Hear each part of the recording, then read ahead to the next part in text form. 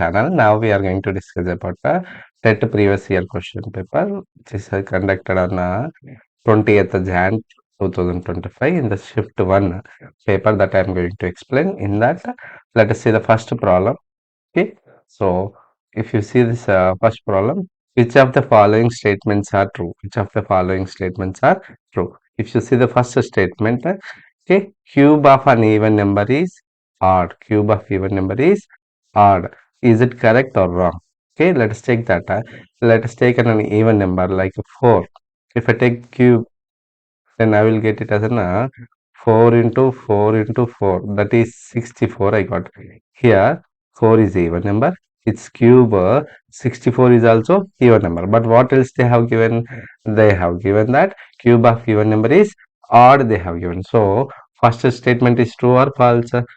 So, first statement is false. And let us see the second statement. In the second statement, see this, the f of a cube number ends with two zeros. F of a cube number ends with two zeros. So, it is also false because no f of a cube ends with two zeros. No f of a cube ends with two zeros. Okay, because if you take that multiples of 10, 10 cube is 1000. It ends with three zeros. So, the cubes of multiples of 10 always ends with three zeros. So, this is also false. Okay, now let us see the next statement. Third option, if you see, the cube of even prime number. Cube of a even prime number is a single digit. Cube of a even prime number is a single digit. Is it correct? What is the even prime number that we have? We have even prime number as a 2. 2 is the only one even prime number. Then if I take that cube of it, what I get? I get 8. 2 is a single digit number and its cube is also a single digit number. That means cube of even prime number is single digit. So it is a 2. So let's let us see this fourth option. Cube of 2 digit number may be a 3 digit or not. Here, no need to go for fourth option even. What they are asked us to find out, we are asked to find out which of the following statements is true. Out of four options, three options are wrong. So third option is correct. So answer is third option. Okay, let's see the next question. The ratio of the two angles is given as an 5:3. Ratio of the two angles given as an 5:3. In that smaller angle is 180 degrees. Then what is larger angle that they are asking? Okay, ratio of the two angles are given as a 5:3. So in that first angle, if I take as a 2x, then second angle becomes what? 3x. Sorry, here first angle I need to take as a 5x because first term in the ratio is 5 and second angle is what? 3x because second term in this ratio is 3. So in this, what is smaller one? Yes, definitely 3x. So this 3x value we have given as an 180 degrees. From this, x is equals what? 180 by 3. 3 ones are 3 6. So x is equal to 60 degrees we got. And what else we are asked to find out? Larger angle. We are asked to find out the larger angle. Larger angle means what? Here in this, what is larger angle? 5x. So 5x is equals to 5 into 60. That is 300 degrees. So what is the larger angle in this? 300 degrees. So that is of second answer is correct one. Okay. Let us see the next question. In the next question, what else we have given? We are asked to check that when the sum of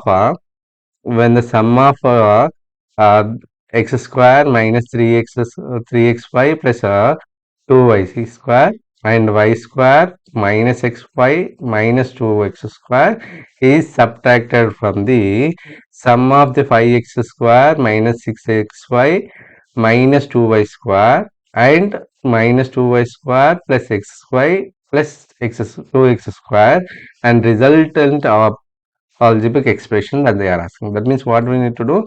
We need to take the sum of these two observations, these two algebraic expressions, and we need to take the sum of these two algebraic expressions, and this sum should be subtracted from the second sum. So what I'm going to do? I'm going to take the sum of the first two observations. So first two algebraic expression. First algebraic expression is what? X square minus 3xy plus 2y square. second algebraic expression I'm going to write in the terms in this order. So minus 2x square minus xy plus y square, and adding this all. So x square minus 2x square, that is minus x square minus 4xy plus 3y square. I'm going to take the sum of the next two algebraic expression. What I need to take first of one is what? 5x square minus 6xy minus 2y square, and for this what should we add? We should add a second this fourth algebraic expression, that is 2x square plus xy minus 2y square, and adding this all, what you get? 7x square minus 5xy minus 4y square. What we need to do from this sum? We need to subtract this one. That means 7x square minus 5xy minus 4x minus 4y square. From this we need to subtract the minus x square minus 4xy plus 3y square. So while subtracting, we need to make a changes in the signs of a second expression. So as a second expression, first term in the second expression is negative, I'm making is a positive, this also positive, this becomes a negative. So 7x square plus x square, that is 8x square, and minus 5x plus 4x, that means minus xy, and adding this all. See, minus 4y square minus 3y square, that is minus 7y square will get. So if you see the answer option, you can select the first option is the correct answer. Okay, and let us say the next question, 94th question. If you observe, okay, see in this 94th question, what we have given? We have given that if the points are k minus 3 comma 3k plus 2 lies on this graph of this equation, then value of k. So that means what? Equation lo x place lo k minus 3 ni y place lo 3k plus 2 ni substitute cheste 2 times of k minus 3 minus 3 times of 3k plus 2 plus 19 is equals to 0. ఇప్పుడు distributive property apply చేస్తున్నాను. ఓకేనా? 2 into k, 2k minus 6 minus 9k minus 6 plus 19 is equal to 0. Here minus 9k plus 2k, that is minus 7k, and negative terms here. Constant terms, if you see in this constant terms, minus 6 minus 12 plus 19, that means 12 minus 19 minus 12, that is 7. So plus 7 is equal to 0. That means minus 7k is equal to minus 7. Minus it cancel. K is equal to 7 by 7. That is equals to 1 you will get. So k value is what? 1. So in the answer options, we can select the second option is the correct one for this case. Okay. So let us see the next question. In the next question, we have given that area of a trapezium. We have given that area of trapezium is 960 square centimeters. Then length of the one of the parallel side is 48 centimeters, and distance between these two parallel sides is 16 centimeters.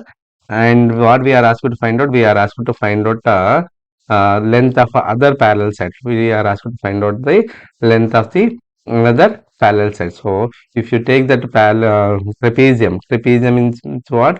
Trapezium ante oka one of the opposite pair of the quadrilateral is parallel. Okay, ఒక quadrilateral లో ఒక opposite pair parallel అయితే అది trapezium అవుతుంది. So దీంట్లో ఒక side ఇచ్చినాడు మనకి 16 సెంటీమీటర్స్ అని. ఓకేనా? దీని ఏరియా కూడా ఇచ్చినాడు మనకి. ఎంత ఇచ్చినాడు? ఏరియా 960 సెంటీమీటర్స్ సెంటీమీటర్ స్క్వేర్ అని ఇచ్చినాడు.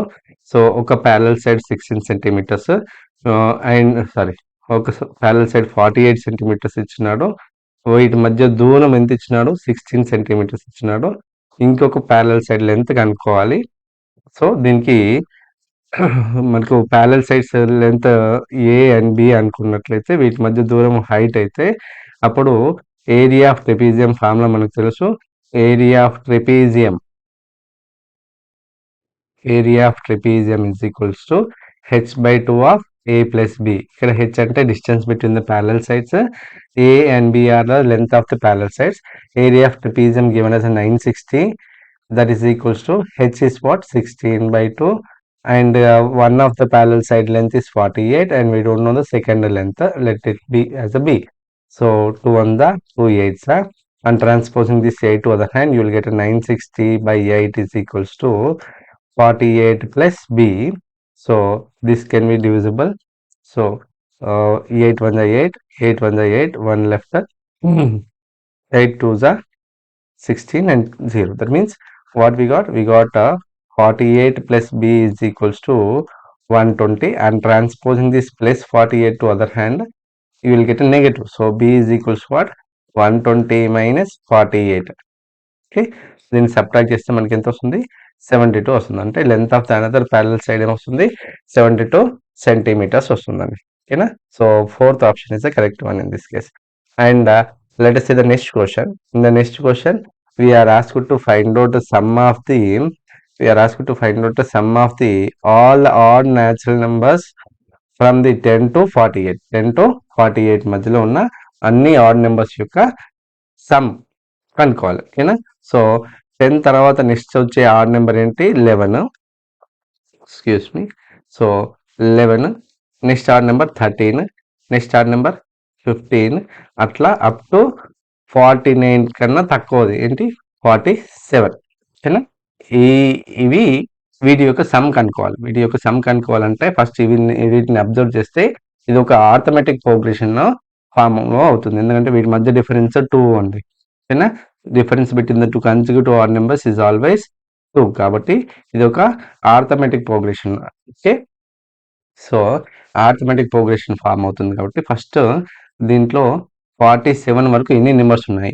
So first number is 11 and common difference is 2 and last number is 47. That means an is equals to 47. n I need to find out. Okay, so an formula మనకు తెలుసు, a plus of n minus 1 into d. ఈ ఫార్ములాని use చేస్తూ ఈ 11 to 47 మధ్యలో ఎన్ని odd numbers ఉన్నాయని చూసుకుంటున్నాం మనము.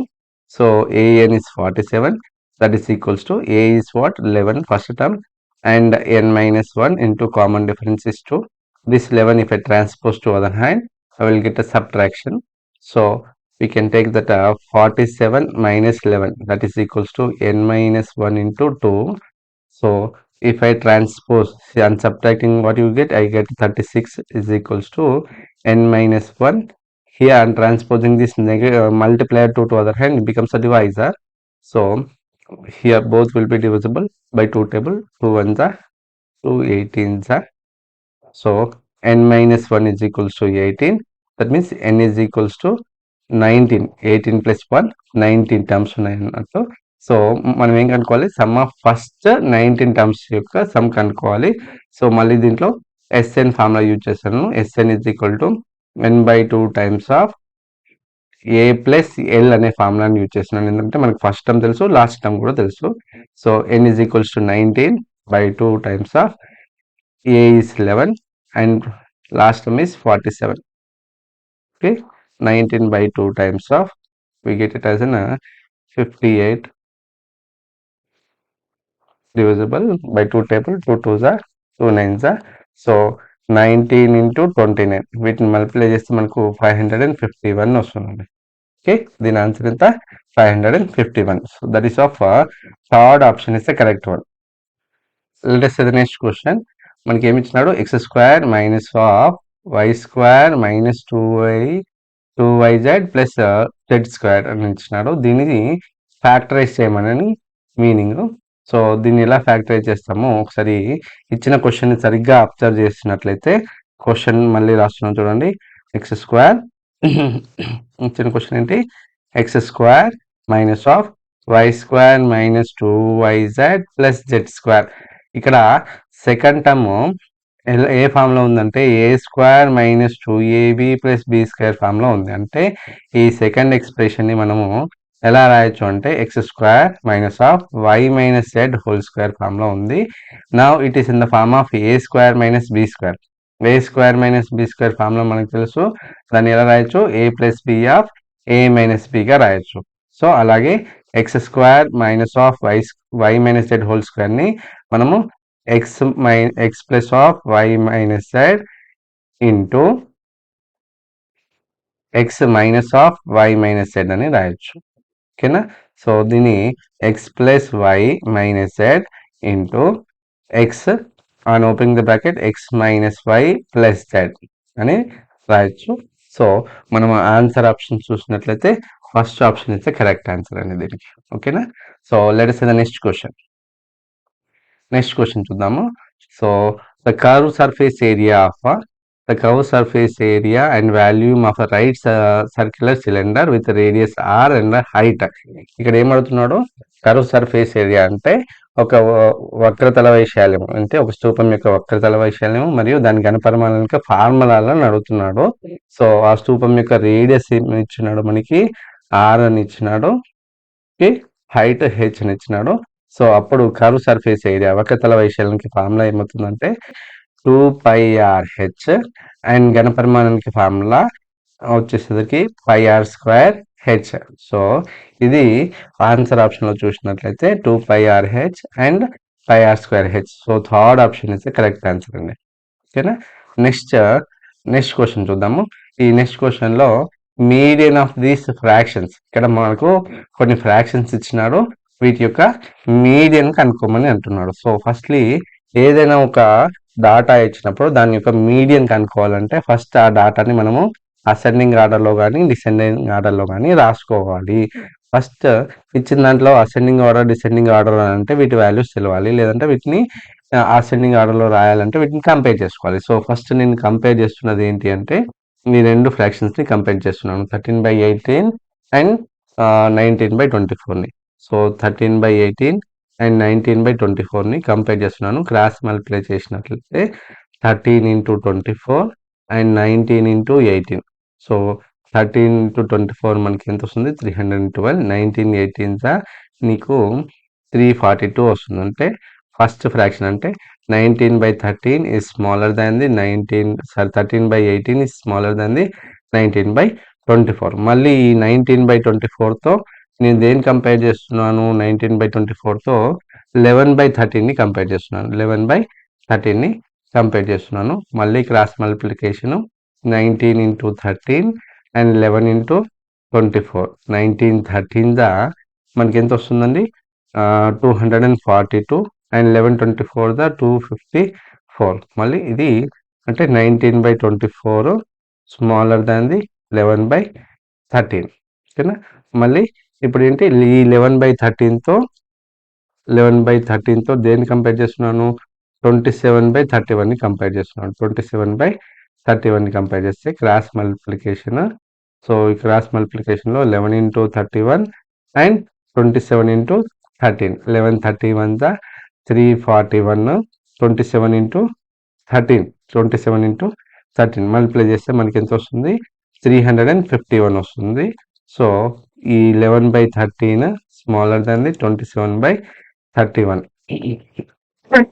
ఇప్పుడు ఈ 27/31తో నెక్స్ట్ లాస్ట్ ఫ్రాక్షన్ 15/17తో కంపేర్ చేస్తున్నాను. మళ్ళీ క్రాస్ మల్టిప్లికేషన్ చేసినట్లయితే ఇటు నుండి 27 × 17 అండ్ 15 × 31.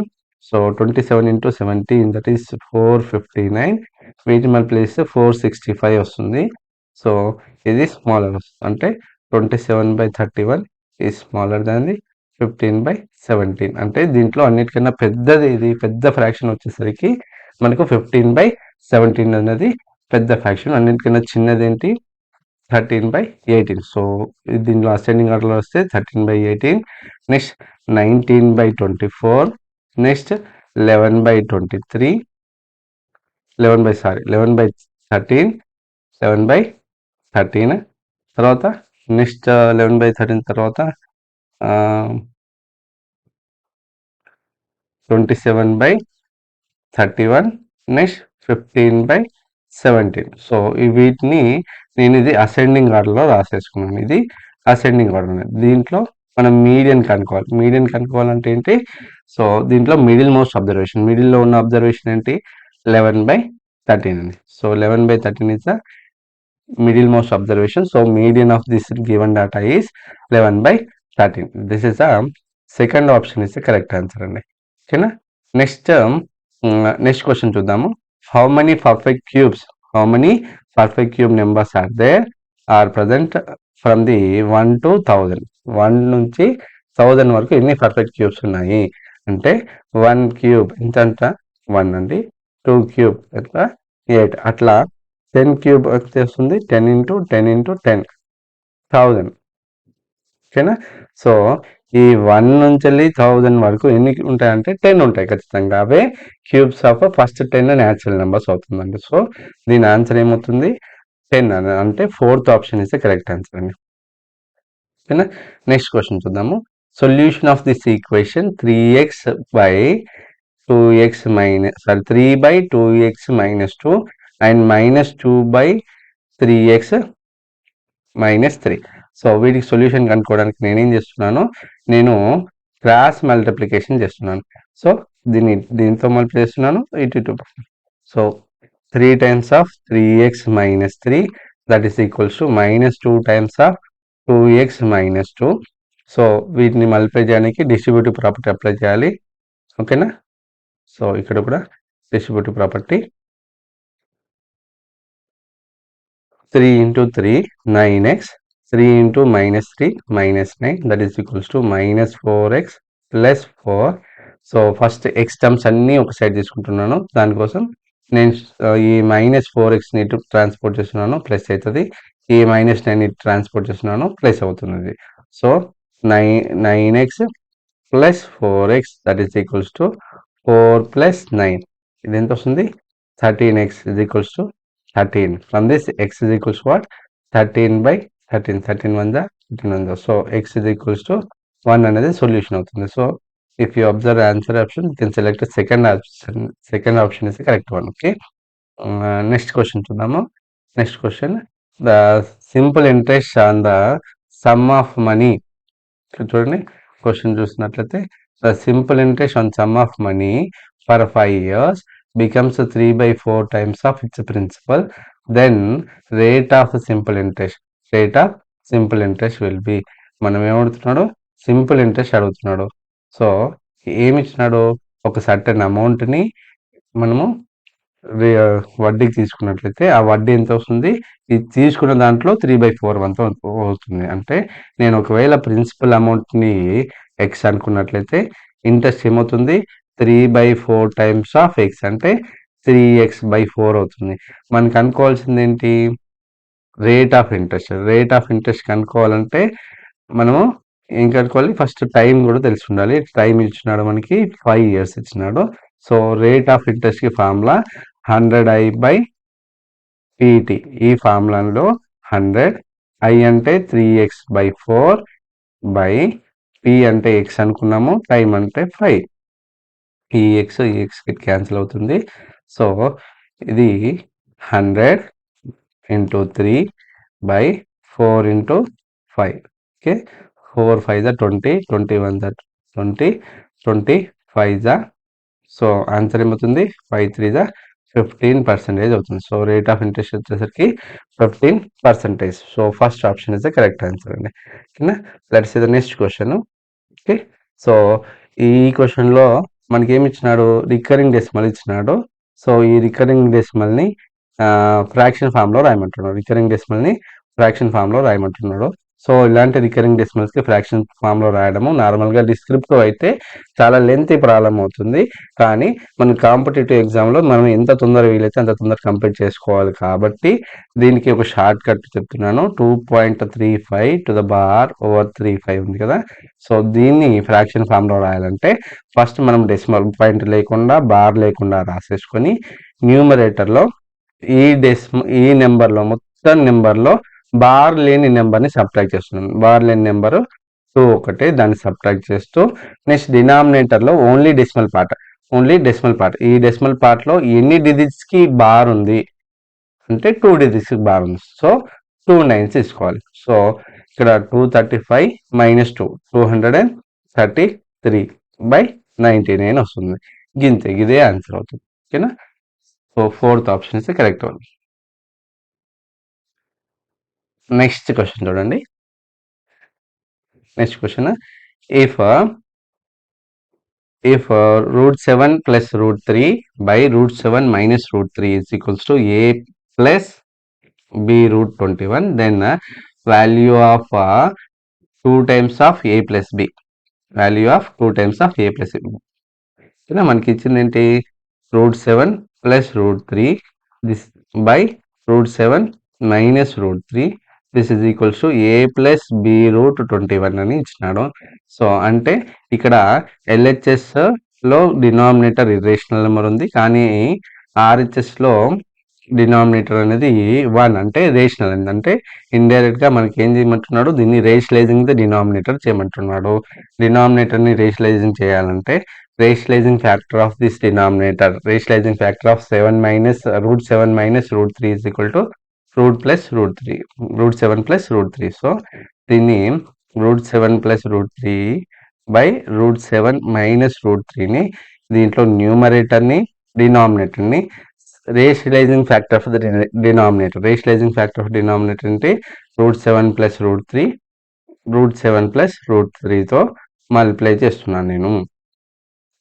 ఓకేనా, ఇలా మల్టిప్లై చేసినప్పుడు మనకు రేషనలైజింగ్ డినామినేటర్ వస్తుంది ఏ ప్లస్ బి రూట్ 21. ఓకేనా, సో న్యూమరేటర్లో చూడండి √7 plus √3 ఇంటూ √7 plus √3 అంటే √7 plus √3 హోల్ స్క్వేర్ రాయొచ్చు. దీన్ని డినామినేటర్ బాగా అబ్జర్వ్ చేసినట్లయితే it is in the form of A plus B into A minus B. A plus B into A minus B can be written as A square minus B square, అంటే √7 the whole square minus √3 whole square. This is equals to A plus B root 21. ఓకేనా, ఇక్కడ నుంచి దీన్ని elaborate చేసుకుంటే √7 the whole square అంటే 7 plus √3 the whole square, A square plus B square plus 2ab, 2 times of 7 into two times of 7 into 3 by square root get cancel అవుతుంది ఇక్కడ denominators లో. So మనకి ఏమొస్తుంది 7 minus 3 that is 4, that is equal to A plus 2 root B root 21 ఇచ్చినాడు కూడా.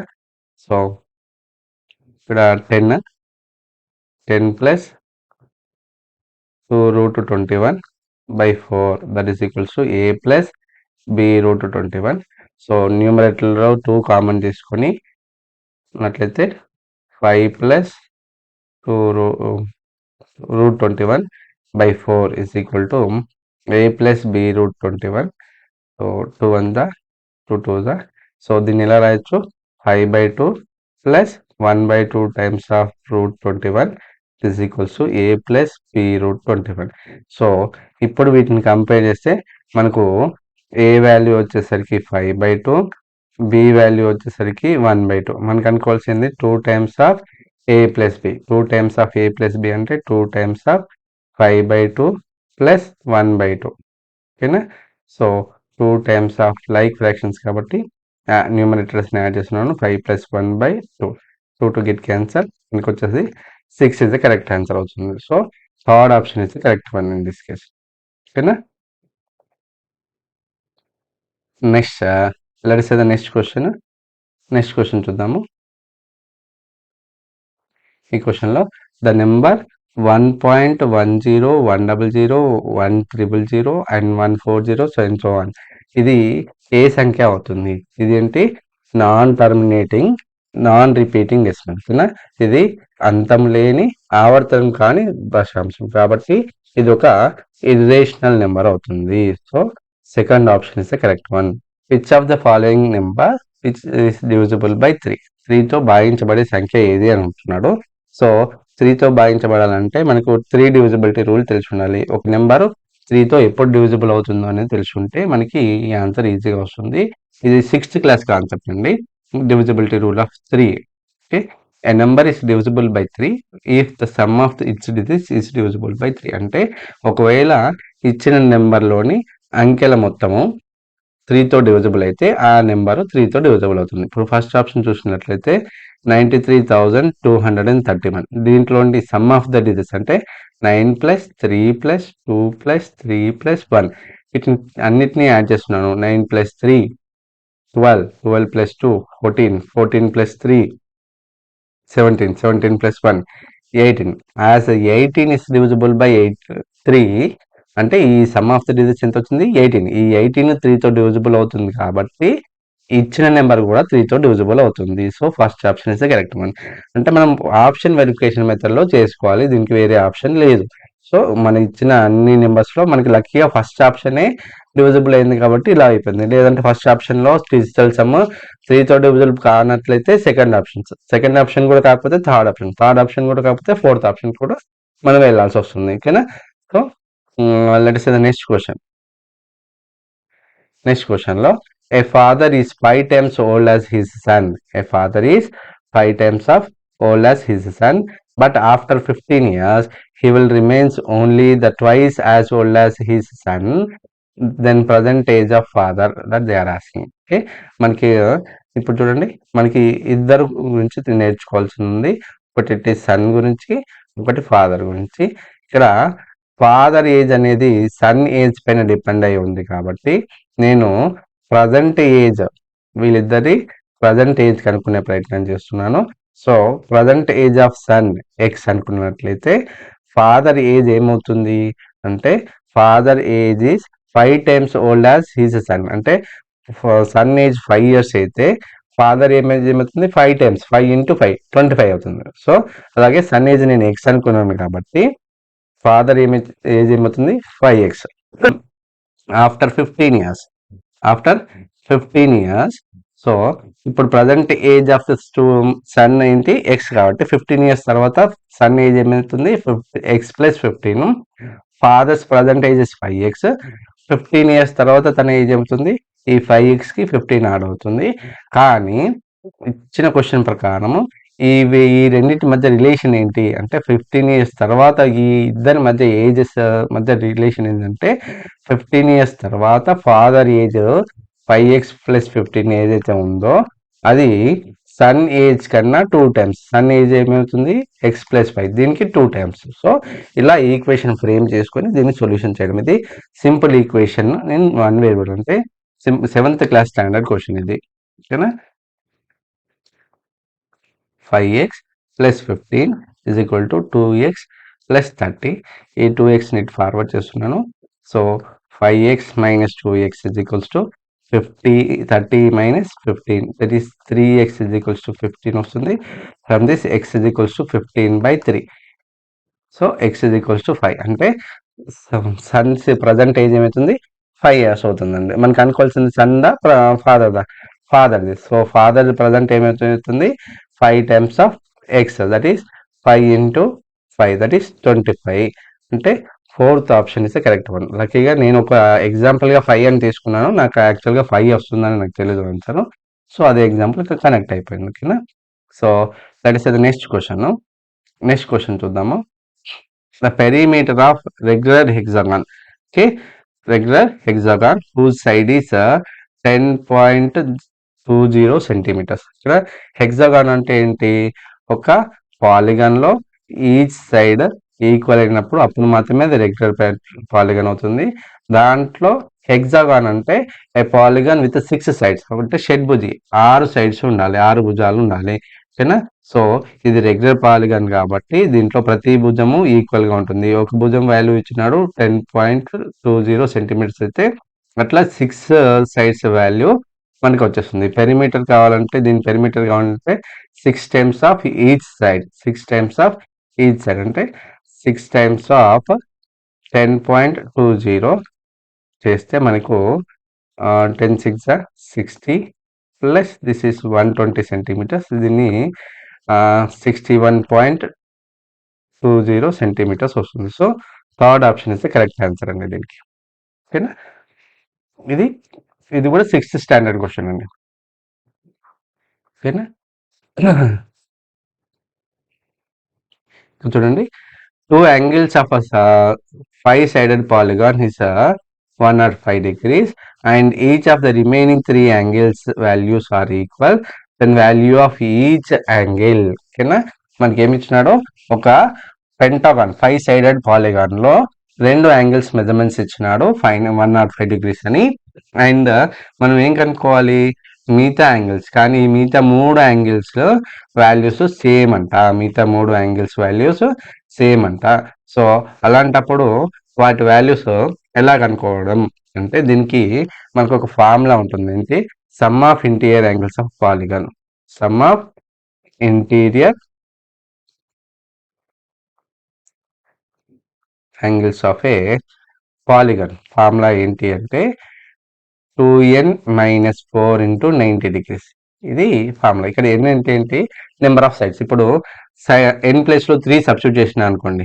n ప్లేస్లో 3 substitute చేసిన 2 into 3 minus 4 into 90 ఎంత వస్తుంది? 2 3 6 6 minus 4 2 2 into 90 అంటే 180 degrees. అంటే sum of interior angles of triangle is 180 degrees.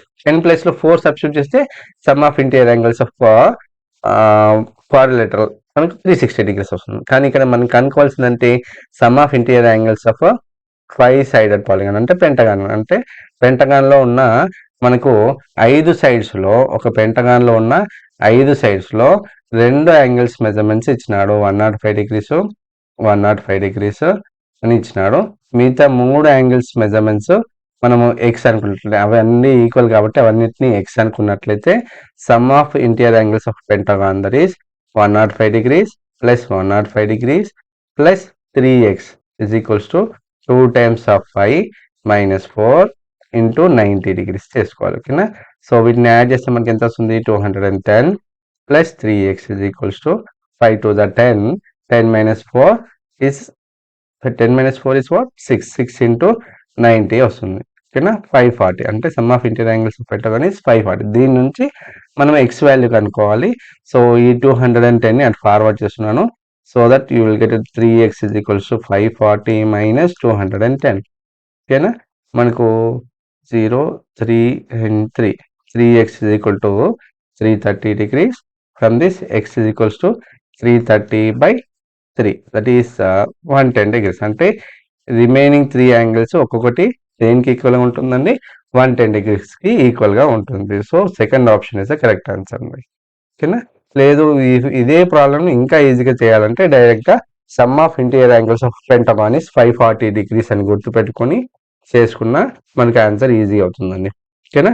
ఇది టెక్స్ట్ బుక్లో లేదు. Some of interior angles new text book ప్రకారం అయితే ఈ ఫార్ములా లేదండి. ఈ ఫార్ములా మనం గుర్తుపెట్టుకోవాల్సిందే. ఓకేనా? మన కంటెంట్ బుక్స్లో దొరుకుతుంది. ఇది గుర్తుపెట్టుకోవాల్సింది. ఓల్డ్ టెక్స్ట్ బుక్స్లో ఉంది. ఓకేనా? కాపరేకర్ స్థిరాంకము ఇది మెమరీ బేస్డ్ క్వశ్చన్. దీనికి వేరే షార్ట్ కట్ అంటూ లేదు. మీరు గుర్తుపెట్టుకోవాల్సింది కాపరేకర్ స్థిరాంకం ఏమవుతుందంటే 6174 ఎట్లయితే రామానుజన్ నెంబర్ 17229 అని ఎట్లయితే గుర్తుపెట్టుకుంటున్నామో కాపరేకర్ స్థిరాంకం కూడా మనం అలాగే గుర్తుపెట్టుకోవాల్సి వస్తుందండి. ఓకేనా? నెక్స్ట్ క్వశ్చన్ చూద్దాము. Let us see the next question. Next question చూసినట్లయితే the sum of the squares of two numbers is 116. The square of their difference. Square of difference అంటే రెండు సంఖ్యల వర్గాల మొత్తము 116. వాటి భేదం యొక్క వర్గము 64 అయితే ఆ రెండు సంఖ్యల లబ్ధం అడుగుతున్నాడు. ఓకేనా? సో మనము ఆ రెండు నెంబర్స్ను ఏ అండ్ బి అన్నట్లయితే వాటి వర్గాల మొత్తం అంటే a square plus B square value ఎంత ఇచ్చినాడు? 116. వాటి భేదం యొక్క వర్గం. భేదం ఎంత అంటే డిఫరెన్స్ ఏ మైనస్ బి ఇచ్చినాడు. దీని స్క్వేర్ ఎంత? 64 అని ఇచ్చినాడు. దీని నుంచి మనకు అనుకోవాల్సింది వాటి లబ్ధము అంటే ఏ ఇంటూ బి అడుగుతున్నాడు. సో మనకి ఇచ్చిన a minus b whole square is equal to 64ని యూజ్ చేస్తూ మనకు అనుకునే ప్రయత్నం చేద్దాం. దీంట్లో ఏ మైనస్ బి హోల్ స్క్వేర్ని a square plus B square minus 2ab elaborate చేసినట్లయితే మనకి ఆన్సర్ ఈజీ అవుతుంది. దీంట్లో a square plus B square value మనకి ఇచ్చినాడు 116. దాన్ని ఇక్కడ సబ్స్టిట్యూట్ చేస్తున్నాను. A square plus B square is equal to 116 minus 2ab is equal to 64. ఈ 64ని నేను ఇటు ట్రాన్స్పోర్ట్ చేస్తున్నాను. ఈ మైనస్ 2abని ఇటు పంపిస్తున్నాను. చూడండి. So 116 minus 64 is equal to 2ab. From this 2 times of ab will be obtained. By subtracting it we get it as 52. So from this ab is equal to 52 by 2. ab is equal to 26. అంటే వాటి లబ్ధం ఎంత వచ్చింది? 226 అనేది వచ్చింది. So answer is fourth option is correct one. ఓకేనా? Fourth option is correct one. Now let us see the next question. Okay, ఇది time and work సంబంధించిన question చూడండి. Okay, if 30 men are working for 7 hours per day, can finish the work in 20 days. In how many men, in how many days 21 men can working of 8 hours per day can finish the same work. ఓకేనా, 30 మంది పురుషులు 7 గంటలు, రోజుకు 7 గంటల చొప్పున పనిచేసినా 20 రోజుల్లో పని పూర్తి అవుతుంది. అయినా 21 మెన్ రోజుకు 8 అవర్స్ చొప్పున పనిచేస్తే ఎన్ని రోజులు కంప్లీట్ చేస్తుంది. ఇక్కడ మనకి 3 వేరియబుల్స్ ఉన్నాయండి. సరిగ్గా అర్థం చేసుకుంటే మనకి 3 వేరియబుల్స్ ఉన్నాయి. ఏంటి ఆ 3 variable? Men, time for a day and days. ఓకేనా, ఈ 3లో ఫస్ట్ ఎంతమంది మెన్ ఉన్నారు? 30 మెన్ ఉన్నారు. ఎన్ని డేస్లో, రోజుకి ఎన్ని గంటలు పనిచేస్తున్నారు? 30 మంది 7 గంటలు పనిచేస్తున్నారు. ఎన్ని డేస్లో కంప్లీట్ చేస్తుంది? 20 డేస్లో కంప్లీట్ చేస్తున్నారు. అలాగే సెకండ్ కేసులో 21 మెన్ ఉన్నారు. రోజుకి ఎన్ని గంటలు పనిచేస్తున్నారు? వీళ్ళు 8 అవర్స్ పనిచేస్తే ఎన్ని రోజుల్లో కంప్లీట్ చేస్తున్నారు అని చూసుకోవాలి. సో ఫస్ట్ నేను మెన్ని డేస్ని కంపేర్ చేస్తున్నానండి. మనకు ఫస్ట్ కేసులో ఎంతమంది మెన్ ఉన్నారు? 30 మెన్ ఉన్నారు. వాళ్ళు ఎన్ని రోజులు కంప్లీట్ చేస్తున్నారు? 20 డేస్లో కంప్లీట్ చేస్తున్నారు. సెకండ్ కేసులో ఎంతమంది ఉన్నారు మనకి మెన్? 21 మెంబర్స్ ఉన్నారు. వాళ్ళు ఈ 20 డేస్ కన్నా ఎక్కువ రోజులు చేస్తారా, తక్కువ రోజులు చేస్తారా? అంటే ఫస్ట్ డేస్ కన్నా ఎక్కువ మంది ఉన్నారా, తక్కువ మంది ఉన్నారా? తక్కువ మంది ఉంటే వర్క్ కంప్లీట్ చేయడానికి ఎక్కువ టైం పడుతుందా, తక్కువ టైం పడుతుందా? ఎక్కువ టైం పడుతుంది. సో ఈ రెండు కేసెస్లో ఏది ఎక్కువ? 30. సో ఎక్కువ ఏంది? 30/21. ఇదొకటి పక్కన పెట్టేసి టైం చూసుకోండి. రోజుకు 7 గంటల చొప్పున పని చేస్తే ఆ పని 20 రోజుల్లో కంప్లీట్ చేస్తే, రోజుకు 8 గంటల చొప్పున పని చేస్తే ఆ పనిని తొందరగా కంప్లీట్ చేయొచ్చా, తక్కువ టైంలో కంప్లీట్ చేయొచ్చా, ఎక్కువ టైంలో కంప్లీట్ చేయొచ్చా?